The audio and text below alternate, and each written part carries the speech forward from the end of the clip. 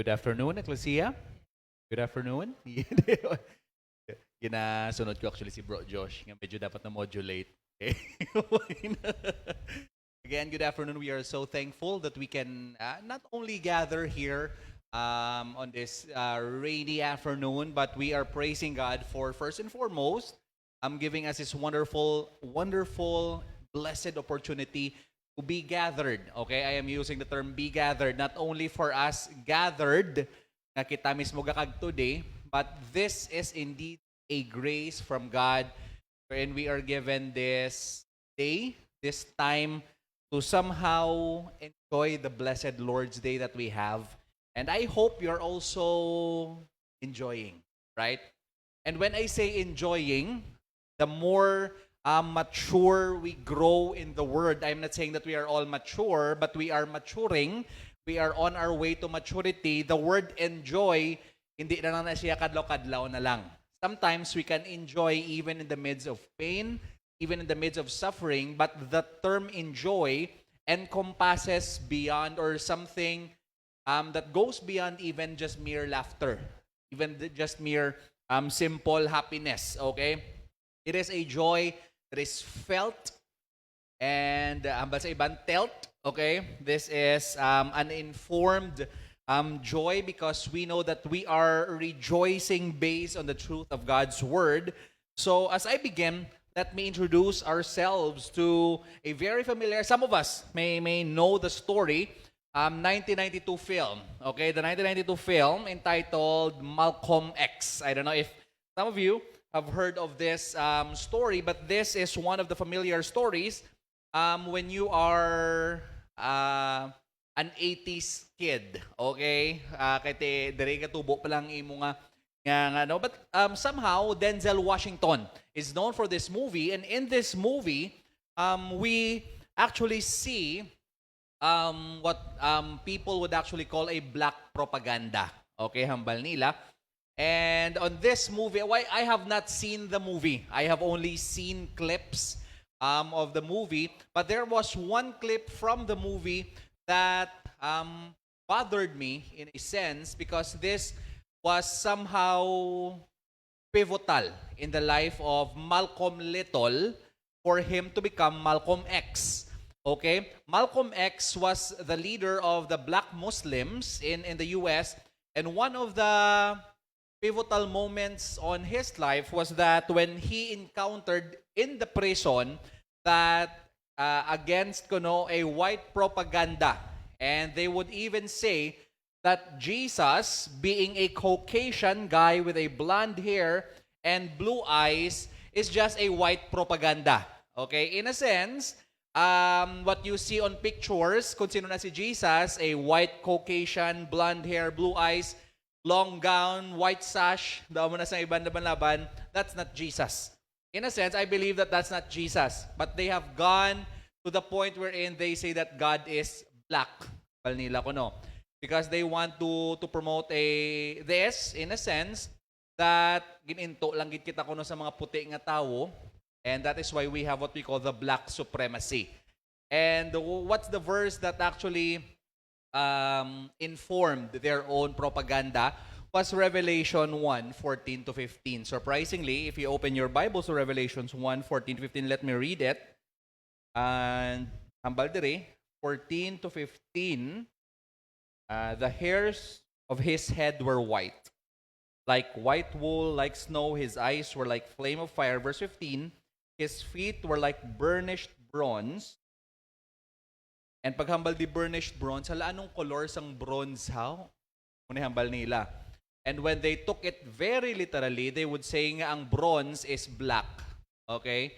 And they would really say that Jesus, due to a literal reading of the book of Revelation, they would say that Jesus is black. There was a man also known as Black Jesus. He is Michael Jordan. People would call him the Black Jesus because he is, in a sense, abal kuno sa iba mga players, even Larry Bird, he was like a god in the playing field.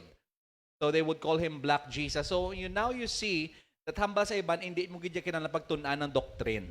Hindi ka gidya kinahanglan mag hermeneutics or exegesis.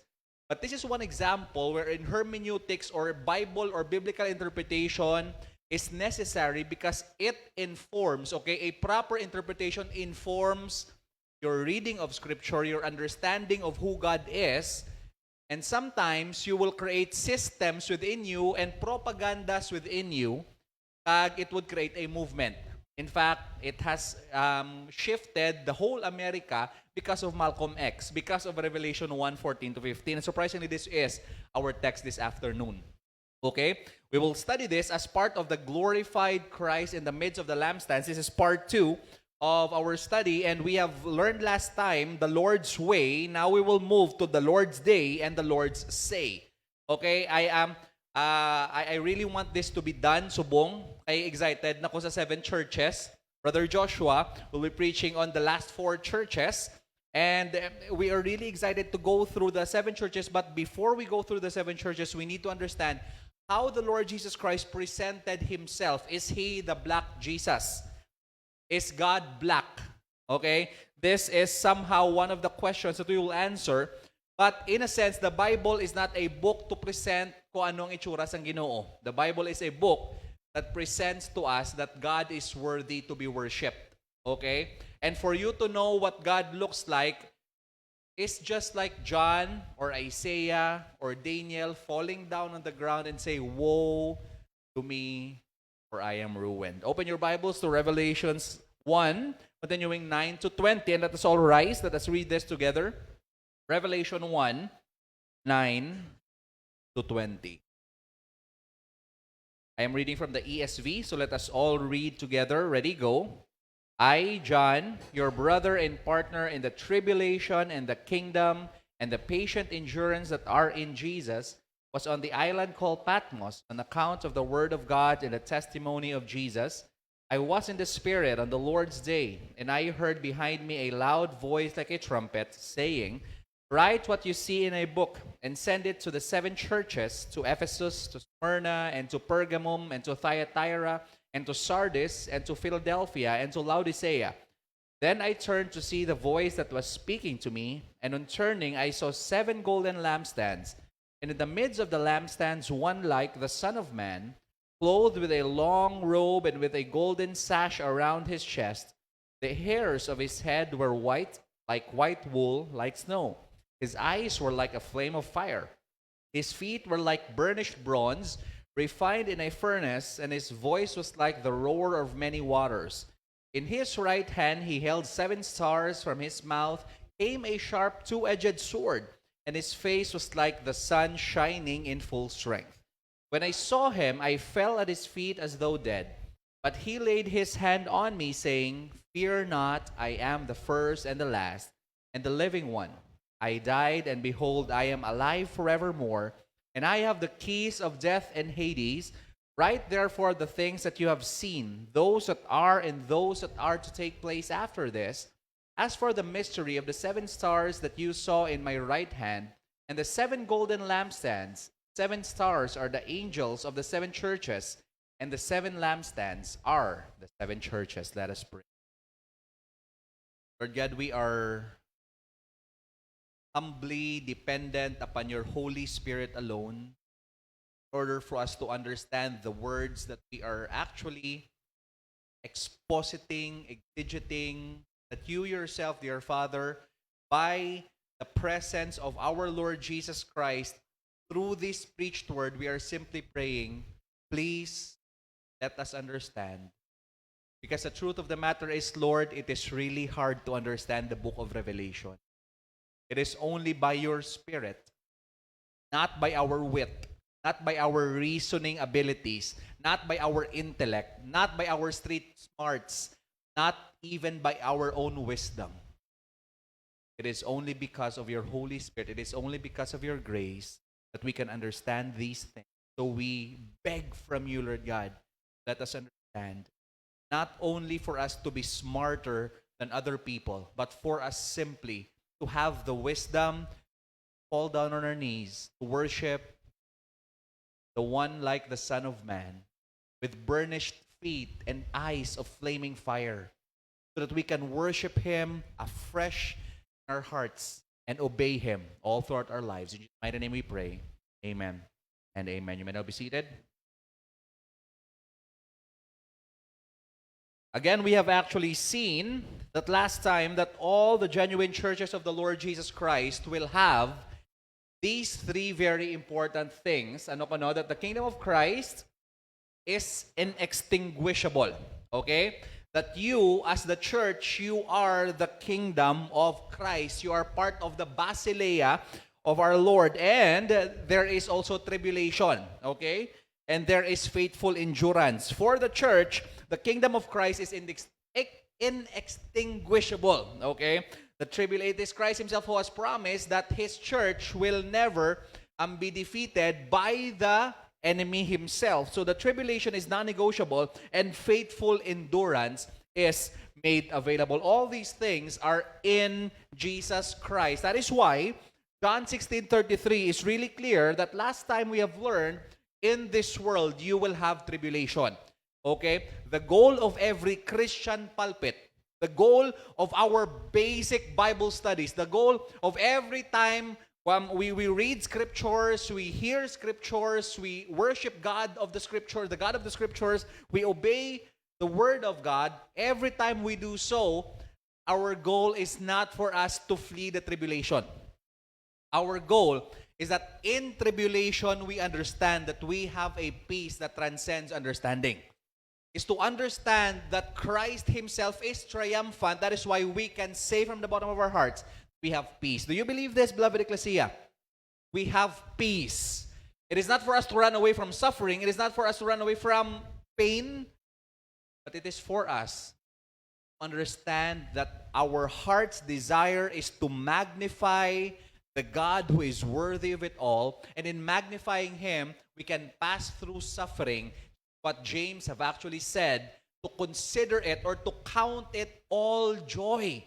Okay, later on sa we groups nato nga mahambal excited na actually si Warren kag si Rachel, both sila ma-share that as a we group. But we are so excited to study not only for us to romanticize suffering, we do not do that. But for us to simply be realistic that Christ Himself does not promise a suffering-free life. But for us to see that in the midst of suffering, Christ has overcome the world. Christ has overcome the world. This is the Lord's way. That is why John Calvin himself does not flee away from suffering. John Calvin himself said that the Church of Christ has been so divinely constituted from the beginning that the cross has been the way to victory.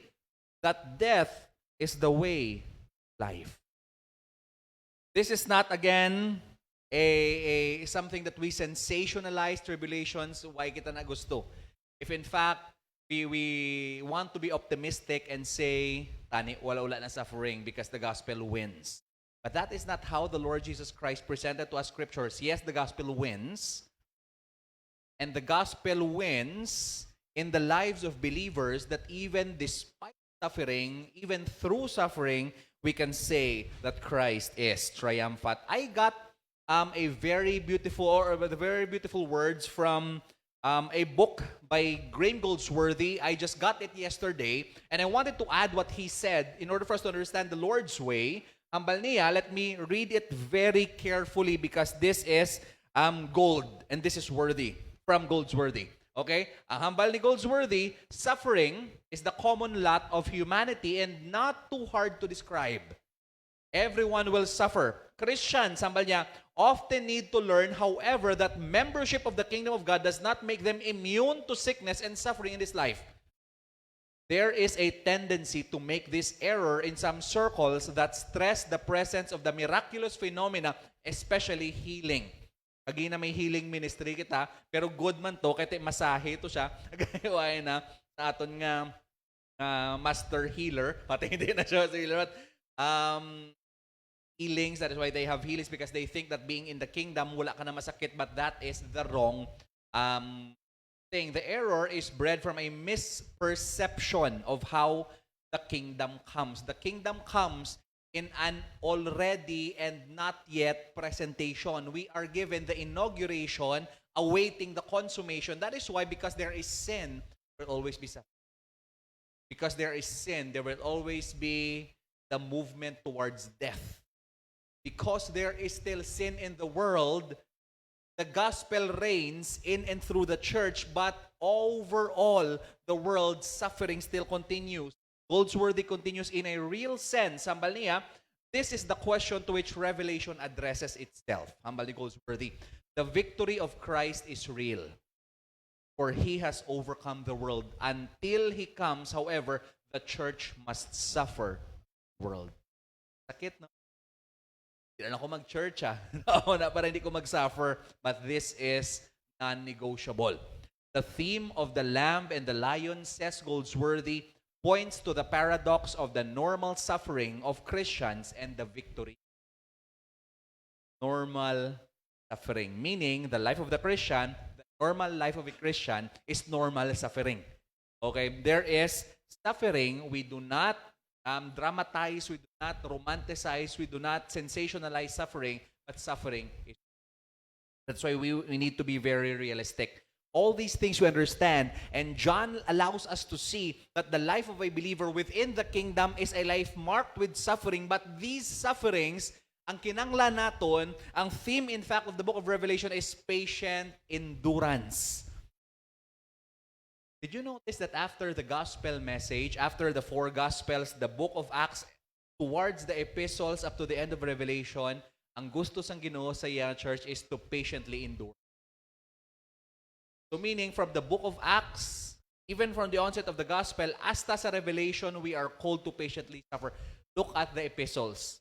There is no epistle that does not actually plead for us to patiently endure. Aragid yang patient endurance. If you understand the gospel, you need to patiently endure. And surprisingly, this theme from the book of Revelation leads us to another focus. If this is the Lord's way, if we will go through suffering, if we will go through tribulation, John presents another case, which is our point number 2. Another case is actually the Lord's day. Surprisingly, I was in the Spirit of the Lord in the Lord, or on the Lord's day. And this would alert us, just this simple word, the Lord's day. The first time in the whole of Scriptures, ara na sa last books ng Bible, 60 years, more than 60 years after John himself saw the risen Christ, there is now what we call the presentation of the Lord's day. What do I mean when we say that? If you are new in Scriptures, and you would encounter a word that is first mentioned in Scripture, for example, in 1 Corinthians chapter 11, chapter 10, chapter 11, you will encounter the word, the Lord's Supper. Okay? And in fact, dira na first naghambal, pero nga away na siya sa mga previous ng mga books. The Lord's Supper, kung maghambal sa the Lord's Supper, would mean that in the middle of it, there is a historical background that would lead us why we need to understand. Hindi na yung mga ay Lord's Day or Lord's Supper, not Lord's Suffer, but Lord's Supper. Although we partake in both, the Lord's Supper and the Lord's Suffer, okay, we partake in both, we need to understand that when we encounter such terms, we don't do away with it immediately. We need to understand the historical and the biblical flow, how we actually got to the term. And na-notice man ninyo pagtuon naton sa book of Revelation is that every time there are emphatic words, the book of Revelation, for example, this is important because John was exiled, and the only thing, kung ikaw exile ka sa isa karaki nga lugar and you're exiled there as a prisoner of the Roman people so that you will be silenced, hindi ka nakadumdum actually sa mga inadlaw. Okay, you will never remember the days that you have. And in fact, the Gregorian Roman calendar, hindi pa to amo to ka-strictus amo to nga time, but God knows it was the Lord's day. Why? Because it was the special day for believers. Even while in exile, He knows it was Lord's day. And this is something that you and I need to understand. I want you, beloved Ecclesia, to really listen to this. If you don't understand the theological presupposition of what we call the Lord's Day, it will be so hard for you and me to understand what John means when he say to worship the King of Kings and the Lord.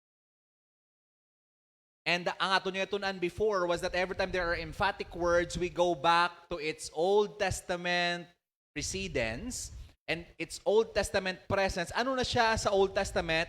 And this Old Testament realities, kung paano siya naglabay sa gospel message. Okay? Sa una, gambal kita 144,000, 12 plus 12, 12 tribes of Israel. But paglabot sa Revelation, mag 144,000 or 12 tribes, it does not mean Israel as a nation. It means the true Israel of Christ. Okay nga, because from the Old Testament, naglabay siya sa gospel. Paglabay niya sa gospel, ang meaning and definition niya nag-expand based sa gospel. That is why Graham Goldsworthy was actually right when he said that the only key, use the term only, the only key to understanding the book of Revelation is the gospel. If you don't understand the gospel, all the things found in the book of Revelation will be so hard to understand. I know, some of you nag-confess, bulabudlagin dyan sindihon. Okay, totoo, nabulabudlagin dyan sinun sa Revelation, gagululuwa kita, sakit ulo ko, ano to man, hindi ko kaya chindi. Ano na lang ay han sa mga tao nga wala Kristo. Okay? This is primarily for the believers, and according to Tremper Longman, he's right when he said that the background in the Old Testament is the what? Now, this is a theological construct. It's the Sabbath, the seventh day of the week, during which God's people were to cease their regular work. In order for us to understand the Lord's Day, we need to understand Sabbath. Okay? And I know we will have an in-depth study here sa aton yung Covenant Theology class, but I want us to really go through this very carefully. Okay? Very carefully, although dasigon ko lang ni siya in a sense, nga hindi ko ni siya pag-ibutang tanan-tanan, but I want us to understand why Sabbath itself becomes a picture that even our 1689 Baptist Confession of Faith, take note of this, our Confession of Faith states that, let us all read this together, ready, go. As it is, general, a proportion of time by God's appointment be set apart for the worship of God, so by His word in a positive, moral, and perpetual commandment, binding all men in all ages, He has particularly appointed one day in 7 for a Sabbath to be kept holy unto Him, which from the beginning of the world to the resurrection of Christ was the last day of the week, and from the resurrection of Christ was changed into the first day of the week, which is called the Lord's Day, and is to be continued to the end of the world as the Christian Sabbath, the observation of the last day of the week being abolished. Again, I know that there are problems when we encounter this. The inis sa scriptures, naghambal nga ang Christian Sabbath or ang Sunday is the Christian Sabbath. I hope that after this sermon, we will get to the point wherein we will not only believe that this is the Christian Sabbath, but we will try to see that this has implications for application sa aton nga kabuhi.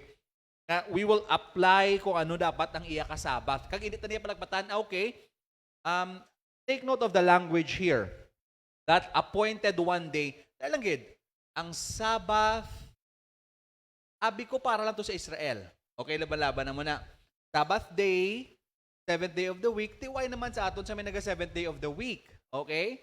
And this is something that you and I need to understand very, very carefully, because if we are not careful with this, okay, we can actually produce burdens for people that are not really found in the Bible. Okay? So ano na siyang ginanamin? Hambal niya, surprisingly, it binds all men in all ages. And this is rather crucial. It binds men, all men, in all ages. Do you believe this? Meaning, maski hindi ka Kristohanon, God has commanded for you to observe Sabbath. Ha? Paano ni siya? Okay? This is rather clear because the point of reference for the very term Sabbath, take note of this, most of the people would go to, sa diin, Exodus chapter 20. And Exodus chapter 20 is the chapter of the what? The Ten Commandments, the Decalogue, the 10 words.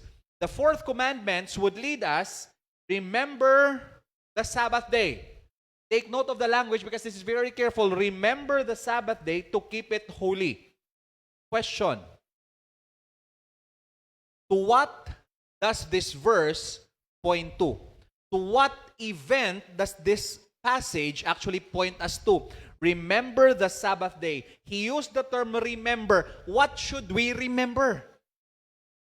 We remember the Sabbath day. What is it in the Sabbath day? 6 days you shall labor and do all your work, but the 7th day is a Sabbath to the Lord your God. On it you shall not do work, you or your sons or your daughter, your male servants, or your female servant, or your livestock, or the sojourner who is within your gates.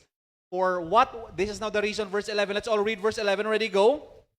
For in 6 days the Lord made heaven and earth, the sea, and all that is in them, and rested on the 7th day. Therefore, the Lord blessed the Sabbath day and made it holy. What was the point of reference for this Sabbath command? It was from creation. Meaning, when it is from creation, question, may Jew na to sa creation? May Hudeo na to sa creation? So, ang point of reference ng Sabbath is not merely the Decalogue, it is beyond the Decalogue. It is going even before the time that Moses, in fact, it is not a Sinaitic thing, it is a universal thing. It is given to all men for all ages. Okay nga, because when God created Adam and Eve, when God created man, and when the Lord God Sabbath, the Lord rested, it was not simply for the Jewish people. That is why that statement is a wrong statement. Ay, hindi tanay mag-Sabbath kay para lang na sa Hudeo. Take note of this. Sabbath or the Sabbath principle is for everyone. Okay? Meaning, sino din si ato na nag-commit na sins because we have not really been serious when it comes to Sabbath. Kahambal ko sin because it is against the law if we do not actually take this seriously. Okay? Ang term nga Sabbath. Thus, on Genesis chapter 2, 1 to 3, diri mismo, ginpoint back ni Moses, not Moses. Moses was not the originator of the law. It was God Himself who was the originator of the law. Ano hambal diri is that thus the heavens and the earth, 2, 1 to 3, were finished and all the hosts in them. On the 7th day, God finished His work so that He had done, and He rested on the 7th day from all His work so that He had done. Verse 3, so God blessed the 7th day and made it what? Holy, made it set apart. Did God rest because He was tired? Take note of this very example. And sometimes this is one of the examples of the other cults. For example, our Adventist friends would say that on Saturday, Jesus rested on the grave because that was Sabbath. Wala gid siya maginhimo. Take note that the Sabbath term does not mean that God rested, inactive siya. Because if inactive ang Ginoo sa 7th day, guba gid bilog universe. Inactivity, kung ay nag-rest ang Ginoo tungod kapoy siya. Okay? Wala gakakapoy ang Ginoo. Okay, the God the Father, the one who created the heavens and the earth, wala siya gakakapoy in a sense. He did not rest because He was tired. His rest means it is finished. Take note of this language. When God rested, it was a pronouncement that it is finished. Okay? Please hold on to that thought because that thought is very crucial when we are about to transfer to what we call Christian Sabbath. That is why Mark chapter 2, Jesus Christ said, one Sabbath He was going through the grain field as that they were made their way. The disciples began to pluck heads of grain, and the Pharisees were saying to Him, look, why are they doing what is not lawful on the Sabbath? Did Jesus Christ do what is lawful in Sabbath? Take note, if Jesus Christ did what was lawful, what was unlawful in Sabbath, then He was a sinner. But Jesus Christ pointed them to the reality that it was their man-made rules that He actually disobeyed, not the law of God in a sense. Why? His very contention was this. Have you not read that David did when he was in need and was hungry, and he and those who were with him, how he entered the house of God at the time of Abiathar the high priest, and ate the bread of the presence, which is not lawful for any but the priests to eat. Meaning, hindi mo siya isang priest, but David had a clear role. Hambalik Christ, depende kung kay sino role ini mo. And anong role ni Christ sa dere? He actually presented his role within the Sabbath. And what was his role? And he said to them, the Sabbath was made for man, not man for Sabbath. That is verse 27. What does this mean? It means that from the creation of the world, Sabbath was made for man to actually rest. But take note of this. Jesus is not mere man. Jesus is verse 28, so the Son of Man. Paghambal ka Son of Man, we are not just simply pertaining to Christ's humanity. The Son of Man is a title of God Himself, clothed in humanity. Okay? This is God Himself. The Son of Man is Lord even of the Sabbath. Ano ginanamin niya? He is the one who has all rights to actually do what He is doing because He is Lord over Sabbath. Gets you pa? Okay pa nga itong brain cells. Okay? Christ did not go against the law. He actually pointed to them the real essence of this Sabbath principle. And this is very crucial because there are 2 times in scriptures in the Old Testament that the law pertaining to Sabbath was actually changed. Okay? Changed ang, tawag na da, ang language ng law. It was not changed in its moral essence, but it was changed. Open your Bibles to Deuteronomy 5:12 to 15. This is important. Deuteronomy 5:12 to 15. God Himself gave the first law. Ano to gani sa Exodus chapter 20? On Exodus chapter 20, God Himself gave the Sabbath commandment and it was pointing to what? Exodus 20, it was pointing to creation. But on Deuteronomy 5, nga naghatagliwat law ang Ginoo, Deuteronomy, second law, second sets of law. Nga may gin-shift di ang Ginoo, may gin-kuha di siya, gin-change. Still, the Sabbath principle was retained. But there was a change. Again, Deuteronomy 12:15, let me read this. Observe the Sabbath day to keep it holy as the Lord your God has commanded you. 6 days you shall labor, do all your work, but the 7th day is a Sabbath to the Lord. On it you shall not do any work. You or your son or your daughter or your male servant or your female servant or your ox or your donkey or any of your livestock or the sojourner who is within your gates, that your male servant and your female servant may rest as well as you. Now, same. Except lang sa remember, kag observe. But on verse 15, this is the reason. You shall remember you were a slave in the land of Egypt, and the Lord your God brought you out from there with a mighty hand and an outstretched arm. Now, what was the reason? Therefore, the Lord your God commanded you to keep the Sabbath day. The reason now on Deuteronomy chapter 5 was not simply to look back to creation, but to look back to the Exodus. To look back to their redemption. So what is the point of Sabbath? Now, take note of this very important. Ay, sakit na ulo ko, but I want you to really be very serious with this. The principle of the Sabbath is grounded upon remembering 2 core events. The creation in Genesis 1 and 2, and the Exodus in Deuteronomy 5:15. Okay? So the point of Sabbath, okay? The point of Sabbath is to look to creation. That is where we get that this Sabbath is a principle for everybody. But now, this principle is double whammy. Ano na siya? It is commanded for everybody, but this is a special law for those who have been redeemed through the Exodus. Okay? So this is creation and this is the Exodus. So remember the Sabbath. However, when you go to the New Testament, why was it that it was as if, nga adu wala ni Romans 14, open your Bibles, Romans 14, 1 to 12. On Romans 14, it's as if that the Apostle Paul had something in mind. Okay, Romans 14 is a pleading to not pass judgment on one another. Allow me to read it, and I will just read 1 to 7. As for the one who is weak in faith, welcome him. Do not quarrel over opinions. One person believes he may eat anything, while the weak person eats only vegetables. Let not the one who eats despise the one who abstains, and let not the one who abstains pass judgment to the one who eats, for God has welcomed him.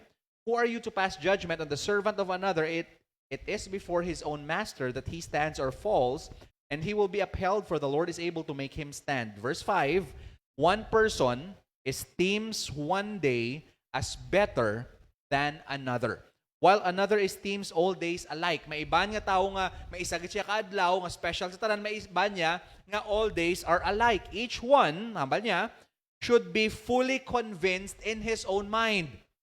So ang point na there are people not fully convinced and people who are fully convinced. Ang role din ni Paul was that please be fully convinced kung ano ang imo nga stand. Okay? Each one should be fully convinced. The one who observes a day observes it in honor of the Lord. The one who eats in honor of the Lord, since he gives thanks, while the one who abstains in honor of the Lord and gives thanks. Ano na ginambal ni Paul? Does this mean Sabbath? Romans 14 is oftentimes connected with Colossians chapter 2. Colossians chapter 2 is what some of our friends, I call them friends, some of them are our brothers, who actually believe that the Sabbath principle is not a principle binding the Christians. Okay? Question. Here at SGE, do we believe that the Sabbath principle is binding? Why ka mo kabalo? Do we believe that the Sabbath principle is binding? Anong hambal sa 1689? It is binding to all men at all times. Colossians 2. Therefore, let no one pass judgment. The same language, do not pass judgment, but on you in questions of food and drink, with regard to a festival or a new moon or a what? A Sabbath. These are shadows of the things to come, but the substance belongs to Christ. So what is the meaning here of the Apostle Paul? The whole context of Colossians chapter 2, coming from Colossians chapter 1, is that Christ himself is supreme over all. And ang hambal din ni Apostle Paul, if we are rooted in Christ, all other traditions, man-made religion, philosophies, empty philosophies, ano-ano ang mga deceitful schemes, we do away with these things. He calls them elementary spirit or elemental spirits or elementary principles. And we do away with all these things so that our focus is Christ and Christ alone. Question, di why na nagaling Sabbath? To which our NCT brothers would actually use and say, I call them brothers because they believe in the same gospel we believe in, but they believe that with this verse, wala na ang Sabbath principle. But take note of the language that is being used here. Festival, a new moon, or a Sabbath. Back in the Old Testament, when you see a festival, a new moon, or a Sabbath, this is in cluster. Always in cluster. Okay? It is always in cluster that festival, new moon, and Sabbath would signify. Take note of this. When you say festival, this is an annual festival. When you say new moon, this is monthly festival. And when you say Sabbath, this is weekly. So, annual, yearly, monthly, and weekly. Okay? So, ang ginagamit na di permi is that whatever it is that makes a Jew when it comes to festivities, the days that they actually do that makes them Jewish. Ginambala ni Paul because there are so many people who are saying, if you are not celebrating this, you are not a Christian. Ginambala ni Paul, you don't have to do that. Christ is enough. Christ is sufficient. You need to be rooted in Christ. And hambal ni Paul is that all these things are necessary for us to understand. It is not an abrogation of the Sabbath principle. It is an abrogation of what keeps the Jewish, and they take pride to what they are doing. Ay, why kaya nag-festival amuni? Ay, why kaya nag-new? Ay, why kaya naghimo sa amuni nga? Why kaya Sabbaths kinahimo? Hambal ni Paul, all these things that makes Jews, we do away with. Paul's terminology, this is from Timothy Decker, I believe, from the IRBS nga journal, hambal niya, festivals, new moons, and Sabbaths are considered as stock reference. Okay?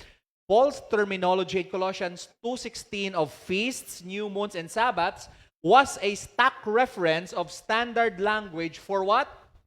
Jewish ceremonies and ritual worship under the under the old covenant. So all that are in the old covenant, take note of this. The old covenant is done away with. It is abrogated in the sense of Hebrews chapter 8. Because the new covenant has come, the old is no longer binding. Okay? So, ang old covenant on Hebrews chapter 8, open nyo ba lang Bible sa Hebrews chapter 8? Para clear na lang sa atin. Hebrews chapter 8. Sige, isa na lang, verse 13. Hebrews 8, verse 13. Let us all read this together. Ready? Go. In speaking of a new covenant, he makes the first one obsolete, and what is becoming obsolete and growing old is ready to vanish away. So the point here is that the promise from Jeremiah 31:31 to 34 that there will be a new covenant, the old covenant is actually abrogated in the sense only that it is not binding for new covenant people. Okay, it is not binding for new covenant people. So that is why what makes the Sabbath part of the Jewish calendar, hindi ta na ipag-practice for us to be bound sa sa layis ang Ginoo and for us to be called a Christian. Meaning, if you do not keep a Saturday Sabbath, you are not sinning against God. Am I making myself clear? If you are not practicing Friday sundown to Saturday sundown, as part of that covenant, you are not sinning against the new covenant you have in Christ. If you are part of the old covenant, then go kadra. But take note of this. If you need to perfect the Sabbath principle of the old covenant, you need to perfect everything in order for you to be justified before God. But the new covenant promise is that there is no Sabbath, Friday, sundown to Saturday, sundown. Ano na ginatudlo sa aton? This is the reality of Scripture. This is the reality of Scriptures. If such a pattern in language can be substantiated, it will corroborate with the Puritan interpretation. Why the Puritan interpretation? Because the Puritans called the Lord's Day as the Christian Sabbath. They called the Lord's Day as the Christian Sabbath. Colossians 2:16, which upholds the fulfillment and passing away of the ceremonial aspect of the Old Covenant rituals, all the while maintaining the perpetuity of the Sabbath in its moral function. Here is now the gist. Wala na ta Old Covenant Sabbath, pero Sabbath is still here. Ha? Guba na ulo niya eh. Okay? Wala na ta sang Saturday Sabbath, pero may Sabbath principle pa. Ay, bandri sa, ano to man? Please rest in the reality that this is, as Scriptures has actually said, Sabbath is a perpetual command of God. Meaning, naghambalang Ginoo, until the very end of the age, you will actually keep the Sabbath. Pero nga, Old Covenant, this is our answer. Okay? The festival, new moon, and Sabbaths are always packaged together to signify Jewish holy days. Our answer moves us to the key text we have found on Hebrews chapter 4. Now open your Bibles to Hebrews chapter 4. Okay, Hebrews chapter 4 is crucial for understanding of this Sabbath because the book of Hebrews is the book of faith centering on Christ, the author and perfecter of our faith. Okay? Amo na nga sa Hebrews, Christ is greater than Moses, Christ is greater than Abraham, Christ is greater than the angels, Christ is greater than everyone. Okay? And put your faith in Christ. The language of Scriptures, putting our faith in Christ, is what the book of Hebrews call rest. Meaning, when you rest in Christ, you believe that Christ is enough. When you put your rest in Christ, you are resting from the good works of the flesh, the works of the law, in order for you to be justified before the holy God. Ano sa kinalamin? So you don't have to work the works of the law in order for you to be justified, not to do it in a sense for justification, but you simply rest on the finished work of the Lord Jesus Christ, who Himself has accomplished the works of the law for us. This resting is what the book of Hebrews called faith. Okay? And on chapter 4, take note of this. Therefore, while the promise of entering His rest stands, let us fear lest any of you seem to have failed to reach it. Ano ni kuno ang failed to reach it? Previous verse, chapter 3, verse 19, naghambal this to it, and so we see that they were unable to enter because of what? Unbelief. Ano na siya ginanamin na ni Paul sa Hebrews? Yeah, ano na ginanamin sang author of Hebrews? Is this, okay? People were unable to rest in Christ. People were unable to enter the rest because of unbelief. Okay? Because of unbelief.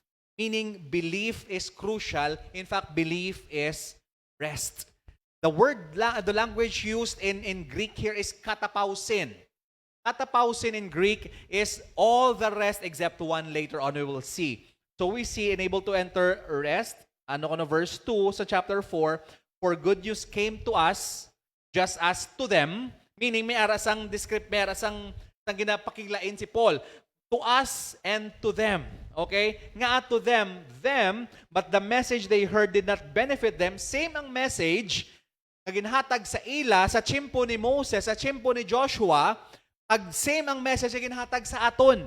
Amo na siya ginambal nga, you need to believe in God, and God, counts it righteousness to those who believe. Anong ginanamin na even from the Old Testament times?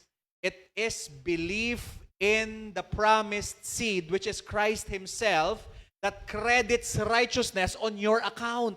Do you believe this? Only in faith. Only in faith, if they believe, they will be counted as righteous before God, and they will be saved and justified before God. Do you believe this, Ecclesia? Do you believe this, Ecclesia? Only through faith are we united. And this is the language of rest. They shall not enter my rest, since therefore it remains to enter, verse 6, and those who formerly received the good news failed to enter because of disobedience, meaning, ang iban nga nakabati, they did not believe, and the language of Hebrews calls it disobedience. They disobeyed. Again, he appoints, take note of this, a certain day. Today, saying through David so long afterward in the words already quoted, today, if you hear his voice, do not harden your heart. Why did the book of Hebrews say this? Because if you see the canon of scriptures, the book of Hebrews is an epistolic sermon. The book of Hebrews is to be read every Lord's Day. Sa tsimpo nila, kanay Pablo sang una. The book of Hebrews should remind them to do not neglect the gathering of God's people. This is to be presented to God's people during Lord's Day. This is today. Ang ginanamin sa book of Hebrews. For if Joshua had given them rest, God would not have spoken of another day later on. What is another day? Okay, ano na siya ang another day later on, hambal dere. Take note, verse 9. And verse 9 is really crucial. So then, there remains a what? Sabbath rest for the people of God. Sabbath rest for the people of God. The word here, Sabbath rest, is not katapausin. Okay? The word here for Sabbath rest, in all the books of the New Testament, this is the only word that is used here in the New Testament, and the only word that differentiates from katapausin. Katapausin is resting in Christ. But this word on verse 9 is the word sabbatismos. Sabbatismos is is a verb for Sabbath keeping. Meaning, verse 9, so there remains a what? A Sabbath keeping for the people of God. So Hebrews chapter 4, while we are resting in Christ, the people of God should keep the Sabbath. But it is another day. Okay? It is another day. Another day that was looked forward to. Ano na siya? Verse 10 is the key to all these things. For whoever has entered God's rest has also rested from his works as God did from his. Are you following me? Hebrews chapter 4, verse 10. Whoever has entered God's rest. The language here is very troubling. Because in Greek, the language is not whoever has entered his rest. The language is he who has entered God's rest has also rested from his works. Ano na siyang ginanamin?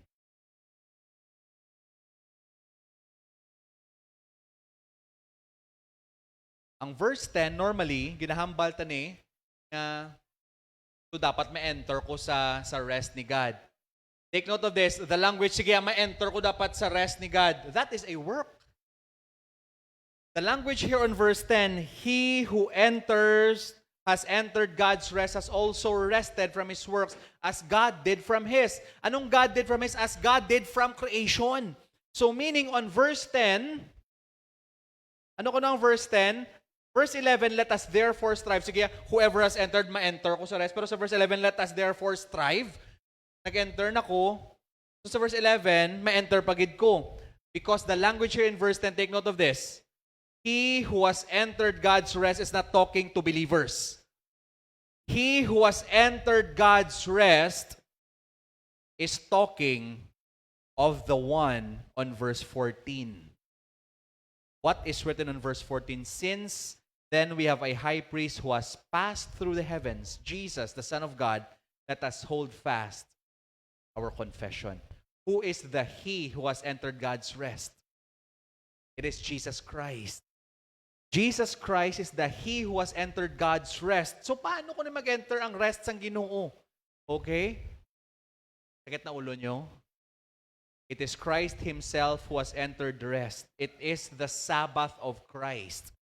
The rest of Christ is as he has entered God's rest, just as God has entered his rest. Take note of this. If this is talking of believers, gina-equate tagali ang rest sa rest ni God? No. Ano to gani ang rest ni God? Did God rest because he was tired? Did God rest because of inactivity? God rested because it is finished. In Christ, entering into his rest, he is saying, it is finished. What was finished? What was finished? What was finished was his cross work. What was finished was the work of Christ at the cross. And when he was raised from the grave, what was the day that he was resurrected from the grave? The day that Christ was resurrected from the grave was the very approval that his work was actually finished. It is finished on the Lord's day. It is finished on the third day. It is finished on the very day that Christ himself was raised from the grave. And when he was raised from the grave, he has entered the rest of God. Please take note of this language that the Lord's Day is so crucial for us believers. We enter the Lord's Day because in the Lord's Day, this is the Sabbath principle, because now we look forward to the reality of the new creation and the greater exodus. Do you get the point? There is new creation, there is the greater exodus. That's the same as the Sabbath principle. Verses 9 to 10, Hambal ni Richard Barcelos would be saying there is a remaining Sabbath day to be kept under the inaugurated new covenant for the present people of God on earth because of Christ, who is God, has entered his rest via his first day resurrection, ceasing from the work of redemption, a new creation, just as God rested from his works in the old creation. To get this, beloved ecclesia, every time there is a principle of rest, hambalta, the creation and the exodus. It is looking back to creation, it is looking back to the redemption in Exodus. But now in Christ, the principle is actually greater. The principle of Christian Sabbath is grounded upon observing two core events in one reality. That the resurrection of Christ points us to new creation in Christ. and to the greater exodus we have with Christ. Do you believe this, beloved? This is the rest we have in Christ. This is why we call the Lord's Day the Christian Sabbath. This is why when Christ rested, this is what Hebrews chapter 4 presented to us. There remains a Sabbatismos for the people of God. And Sabbatismos in the Old Testament is Sabbath keeping. There should be a Sabbath keeping. That is why we do our best to obey this from the point of view of the gospel. Gets nyo lang? Okay pa kamuda? Okay? So, hopefully, mag-gets ni naton. I will not read na lang Waldron, although idol na siya sa iban. But the Lord of the Sabbath has rested and we enter into His rest through faith. Okay? On the Didache, ang Didache naton, sa diri nga reality, ang Didache, ano na siya kuno? The first century, they were writing the Didache, and hambal sa Didache, on the first century, the Lord's Day, on the Lord's Day, come together, break bread, and give thanks, having first confessed your sins so that your sacrifice may be pure. Anyone who has a dispute with another must not join your assembly until they have been reconciled, so that sacrifice may not be defiled. For this is the sacrifice spoken by the Lord in every place and at every time. Offer me a pure sacrifice, for I am a great king, says the Lord. My name is wonderful among the nations. So how do we apply this reality? If Christian Sabbath, if the Lord's Day is the Christian Sabbath, how do we actually apply Christian Sabbath in our lives as part of the new covenant people? Dapat legalistic kita. Dapat imuunta na yung ang taon naton. Ano di ko nahambal? This is why we go back to the Baptist Confession of Faith. If in 1689 Baptist Confession of Faith, we believe on chapter 22, paragraph 7, we say that on our confession, we believe that there is one principle that from the resurrection, okay, we now believe that the Lord's Day is Christian Sabbath. How do we apply it on paragraph 8? Let's think. Now, let's all read this together. Ready, go.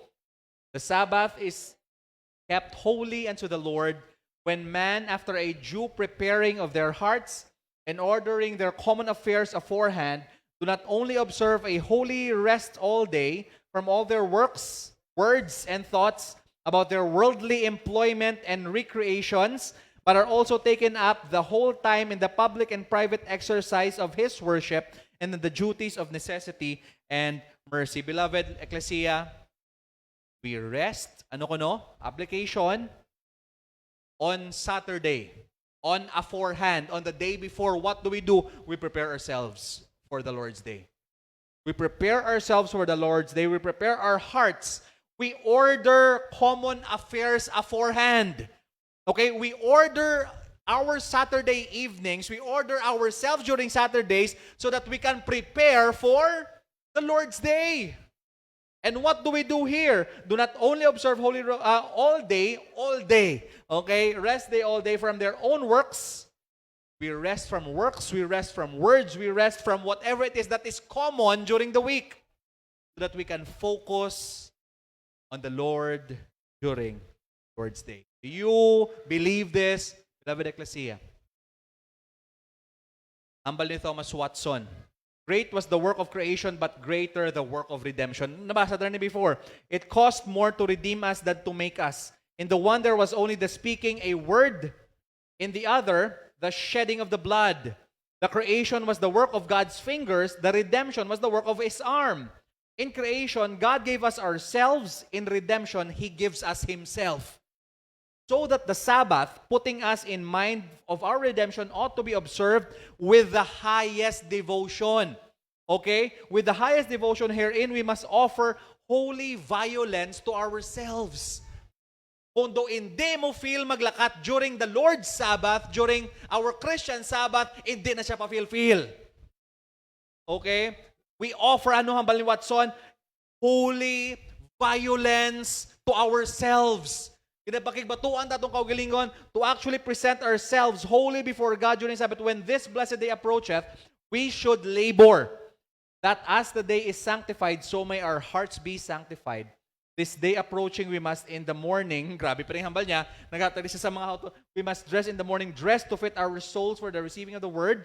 The people of Israel must wash their garments before the law. Sa una ko no, was delivered to them. Our hearts must be washed by prayer and repentance, the oracles of God being to be delivered to us. And being met together, we must set ourselves as in the presence of God with seriousness and delight. Diri lang ni sa Ecclesia, seriousness kag delight ga upod. Okay, we are serious with our joy in the Lord. God's sacred word, take heed of distractions which fly, blow our duties. We must labor to be bettered every Sabbath. Christians should be on these days aspire after communion with God and endeavor to have the elapses of His Spirit and clear discoveries of His love in Christ. In short, take note of this, we should do on Sabbath as Moses, he ascended the mount that he might have a sight of God. Take note of this. We must dedicate the whole day to God. Is this legalistic? Is this legalistic, beloved? If, only if, you foster a high view of self and a low view of God, then this is legalistic. If tamaan ka taas sa pananaw mo sa kagalingon mo, tamang kanubo sa pananaw mo sa holiness ng Ginoo, then this is legalistic. If he is not curious, and if you are not doulos, yes, this is legalistic. If you see the law as a burden instead of a spectacle of love, this will be legalistic. Oh, how I love. Only if you don't fully grasp the gospel message of Christ's redemption towards you, then this is legalistic. Take note of this. Only if you are not rested in Him will this be. So meaning the very fountain spring for observing the law, which is our Sabbath rest, our rest in. We work from the vantage point of rest. The law of God through gospel-shaped eyes, take note of the law of God through gospel-shaped eyes, brings genuine liberty to His beloved. This is something that is so hard to understand because most of the time whenever someone gives us a command, when someone gives us something that is of the law of God, our immediate response is legalistic, extreme, grabe na ganiya, dapat may life mo kuya nga akon, why hindi kuya life nga ako? Take note of this, if we see the gospel message greater than everything else within us, then all these things that the Lord requires of us is not burdensome. This is out of love. Through gospel-shaped eyes, the law is the law of liberty. The law of God is the law that gives us the liberty of our hearts. That is why Psalm 119 kaginaginbasa naton have actually said, verse 97, oh, how I love your law. It is my meditation all day. And in Psalm 165, let's all read together with Psalm 165. Ready, go. Great peace have those who love your law. Nothing can make them stumble. There is peace for us who believe so. Ambal ni Charles Spurgeon, He has placed our rest day not at the end of the week of toil, but at the beginning of the rest which remains for the people of God. Every first day of the week we should meditate on the rising of our Lord and seek to enter into the fellowship with Him in His risen life. Normally, amo ni salata, we come to the Lord's Day as if this is the last resort for our weeks. Tungod kapoy ko, kung ano lang bilin, ang munihatag ko sa Lord's Day. Patsuli gali, ang Lord's Day galing una, and all the rest of the weeks will follow. Do you believe this, beloved? Lord's Day. Surprisingly, this is the Lord's Day that John himself was presenting. That even in the midst of tribulation, even in the midst of all the pasakit and suffering, God has blessed him with the Lord's Day. All genuine churches will go through, as a kingdom of priests, the tribulation, and by His grace, persevere in faith, worshiping the triune God in the soul's blessed rest upon Christ. We are resting in Christ, but at the same time, He has also blessed us not only with a resting in Christ, but also a day of holy rest. Our Christian Sabbath via the Lord's Day, we are to seriously set it apart to keep it holy unto the Lord. So take note of this, beloved Ecclesia. Blessed indeed. Let's all read this together and let's read this with feelings. Okay, ready? Go. Blessed indeed are we that even in the midst of turmoils and tribulations, we can rest in Him and also enjoy a day set apart for our soul's rest. Why was John enduring? Because every week, even despite of all the tribulation and pain, he was reminded of his rest in. He was reminded that this blessed Lord's Day, Christ has arisen from the grave. And what was the effect of Christ rising from the grave? Because Christ has risen from the grave, we can patiently endure. Because Christ has risen from the grave, all the death and sin and evil in this world can actually give you only a small fraction of the triumph of Christ. Everything points us to the risen Christ. And in the risen Christ, we say, glory be the King of Kings and the Lord of Lords. We will continue this next week. Let us pray. Lord God, we thank you for the Lord's Day. We thank you that in giving us this wonderful opportunity to really be set, our hearts to be set apart for you, you have blessed us with one day in 7 days. The first day, indeed, dear Father, to remind us that all our work from here should spring from the reality of our rest from you. Dear Father, the Lord's Day is indeed the gospel in motion. The Lord's Day is a spectacle of the gospel because from this, we can obey the law only through the lens of the gospel. We can do good work for the rest of the week because we have been reminded of the gospel message of our rest in the Lord Jesus Christ. And we thank you that this Lord's Day is the day wherein we can rest our souls together with our brothers and sisters who themselves are also very tired and are undergoing the tribulations in life because of your gospel truth. But right now, dear Father, we thank you. This Lord's Day is a blessing. That this is not a coercion, but this is a testament of your love for us. Thank you, Lord God. Thank you so much. We are looking forward for the day wherein we can just come to you face to face and worship before your throne, and that every day becomes a day of rest before you because you are before us. We're waiting for that. We can say together with John in the book of Revelation, come Lord Jesus. Come Lord Jesus.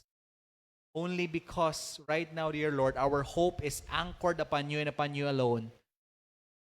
So may it be that the hopes in our hearts, the things that have actually turned us into tired, tiresome, and even sometimes we look as good as dead.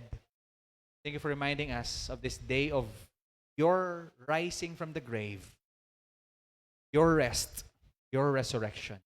Blessed Lord's Day. May we honor this not because we are good. May we honor this not because we are strong. May we honor this not because we are better than other people, but may we honor the Lord's Day only by your Spirit, only by your grace. In Jesus' name we pray. Amen.